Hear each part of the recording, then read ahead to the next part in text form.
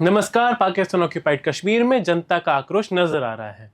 यह घटनाएं 1 अक्टूबर 2025 से शुरू हुई, जब मुजफ्फराबाद, जो पाकिस्तान ऑक्यूपाइड कश्मीर की राजधानी है, वहां पे हजारों लोग सड़क पर उतर आए। इन प्रदर्शनों का नेतृत्व अवामी एक्शन कमेटी ने किया, जो खाद, बिजली और अन्य आवश्यक वस्तुओं पर सब्सिडी की मांग कर रही थी। इसके अलावा उन्होंने सरकार के विशेष अधिकारों और बाहरी लोगों के लिए आरक्षित सीटों को समाप्त करने की भी मांग की है। प्रदर्शनकारियों और सुरक्षा बलों के बीच हिंसक झड़प हुई, जिसमें अब तक कम से कम 12 लोग मारे गए हैं, जिनमें से 3 पुलिसकर्मी और 5 नागरिक शामिल हैं। 150 से अधिक लोग घायल हुए हैं। सरकार ने स्थिति को नियंत्रित करने के लिए इंटरनेट और मोबाइल सेवाओं को निलंबित कर दिया है। पाकिस्तान के प्रधानमंत्री शहबाज शरीफ ने स्थिति को शांत करने के लिए एक उच्च स्तरीय समिति गठित की है और प्रदर्शनकारियों से बातचीत की पेशकश की है। उन्होंने कश्मीरियों की शिकायतों को हल करने के लिए प्रतिबद्धता जताई है।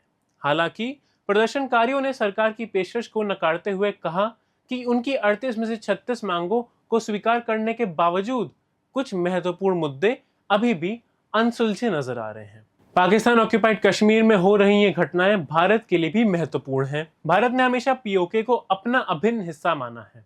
इन प्रदर्शनों से ये स्पष्ट होता है कि पीओके के लोग भी अपनी आवाज उठाने के लिए तैयार हैं और वे अपनी स्थिति में सुधार चाहते हैं। एक ऐसा सुधार जो शायद उन्हें भारत से जुड़ने के बाद ही मिल सकता है। पाकिस्तान के लिए ये स्थिति चुनौतीपूर्ण है। एक ओर उन्हें अंतर्राष्ट्रीय स्तर पर पीओके में लोकतांत्रिक प्रक्रिया और मानवाधिकारों की रक्षा करने का दावा करना होता है, और दूसरी ओर वहां की जनता के बढ़ते असंतोष को भी संभालना होता है।